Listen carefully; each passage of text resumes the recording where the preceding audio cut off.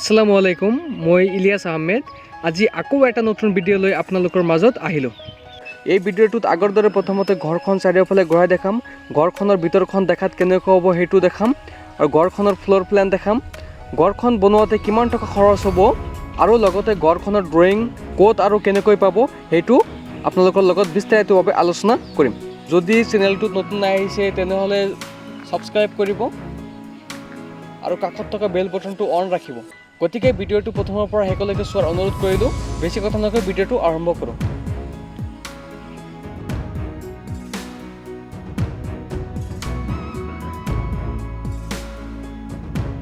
এতিয়া ঘৰৰ ভিতৰখন দেখাত কেনেকুৱা হ'ব সেইটো আপোনালোকক দেখাম।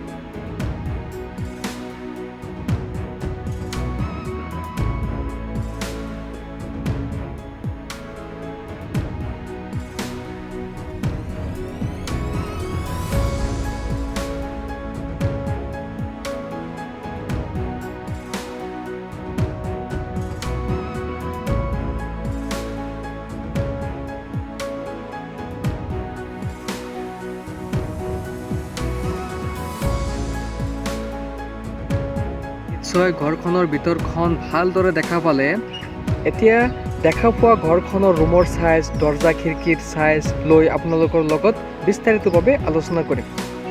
ইয়াতে দুখন ড্ৰয়িং দেখা পাই আছে, আপোনালোকৰ লগত এখন এখনকৈ বিস্তাৰিতভাৱে আলোচনা কৰিম।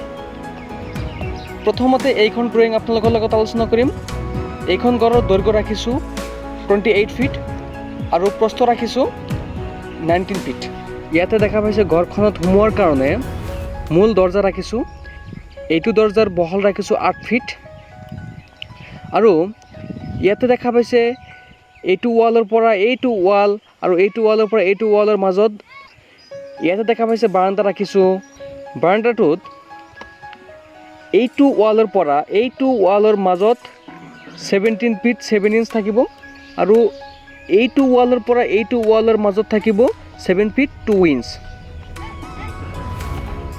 ইয়াতে দেখা পাইছে 1 নম্বৰ ৰুম আছে। এই 1 নম্বৰ ৰুমত সোমোৱাৰ কাৰণে ইয়াতে দৰ্জা ৰাখিছোঁ। এইটো দৰ্জাৰ চাইজ ৰাখিছোঁ 3 ফিট বাই 7 ফিট,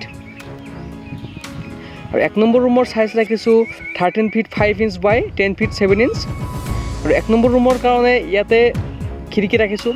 ইয়াতে খিৰিকী ৰাখিছোঁ। এইটো খিৰিকীৰ চাইজ ৰাখিছোঁ 4 ফিট বাই 4 ফিট, আৰু এইটো খিৰিকীৰ চাইজ ৰাখিছোঁ 4 ফিট বাই 4 ফিট। আৰু ইয়াতে দেখা পাইছোঁ 2 নম্বৰ ৰুম আছে। 2 নম্বৰ ৰুমৰ চাইজ ৰাখিছোঁ 13 ফিট 4 ইঞ্চ বাই 10 ফিট 7 ইঞ্চ, আৰু 2 নম্বৰ ৰুমত সোমোৱাৰ কাৰণে ইয়াতে দৰ্জা ৰাখিছোঁ। এইটো দৰ্জাৰ চাইজ ৰাখিছোঁ 3 ফিট বাই 7 ফিট, আৰু এইটো ৰুমৰ কাৰণে ইয়াতে খিৰিকী ৰাখিছোঁ, ইয়াতে খিৰিকী ৰাখিছোঁ, ইয়াতে খিৰিকী ৰাখিছোঁ।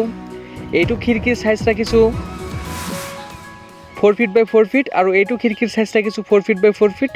এইটো খিৰিকীৰ চাইজ ৰাখিছোঁ 3 ফিট বাই 4 ফিট। আৰু ইয়াতে দেখা পাইছে ড্ৰয়িং ৰুমৰ ব্যৱস্থা আছে। এইটো ড্ৰয়িং ৰুমৰ চাইজ ৰাখিছোঁ 9 ফিট 2 ইঞ্চ বাই 7 ফিট 2 ইঞ্চ। এইটো ৰুমত সোমোৱাৰ কাৰণে ইয়াতে দৰ্জা ৰাখিছোঁ। এইটো দৰ্জাৰ চাইজ ৰাখিছোঁ 3 ফিট বাই 7 ফিট, আৰু এইটো ড্ৰয়িং ৰুমৰ কাৰণে ইয়াতে খিৰিকী ৰাখিছোঁ, ইয়াতে খিৰিকী ৰাখিছোঁ।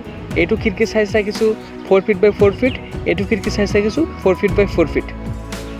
এতিয়া আপোনালোকক দেখাম এই ঘৰখনত ক'ত ক'ত খুঁটা লাগিব সেইটোৰ ড্ৰয়িং। ইয়াতে দেখা পাইছে য'ত য'ত ৰঙা ৰং আছে সেইটো ঠাইত আপোনালোকে খুঁটা দিব পাৰিব। এতিয়া ঘৰখন বনোৱাতে কিমান টকা খৰচ হ'ব সেইটো লৈ আপোনালোকৰ লগত আলোচনা কৰিম। এই ঘৰখন বনোৱাতে কমপ্লিটলি ডিপেণ্ড কৰিব মেটেৰিয়েলছৰ ওপৰত আৰু ঘৰখন ক'ত বনাই আছে সেইটোৰ ওপৰত। গতিকে মই এপ্ৰক্সিমেট আইডিয়া এটা দিওঁ। এই ঘৰখন যদি আপোনালোকে স্ক্ৰীণত দেখা পাইছে যিটো ঘৰ, সেইটো ঘৰে যদি বনাব খোজে তেনেহ'লে 3 লাখৰ পৰা 3,50,000 ভিতৰত কমপ্লিট হৈ যাব। আৰু যদি ঘৰখনত যদি টাইলছ লগাব নোখোজে তেনেহ'লে ঘৰখন 3 লাখৰ ভিতৰত হৈ যাব। এই ঘৰখনৰ ড্ৰয়িং যদি কাৰোবাৰ লাগে তেনেহ'লে ডিছক্ৰিপশ্যনত মোৰ ইমেইল এড্ৰেছ দিয়া আছে, মোৰ লগত যোগাযোগ কৰিব পাৰে। যদি ভিডিঅ'টো ভাল লাগে তেনেহ'লে লাইক কৰিব, কমেণ্ট কৰিব। এনেকুৱা নতুন নতুন ঘৰৰ ডিজাইন পাবলৈ মোৰ চেনেলটো ছাবস্ক্ৰাইব কৰি ৰাখিব।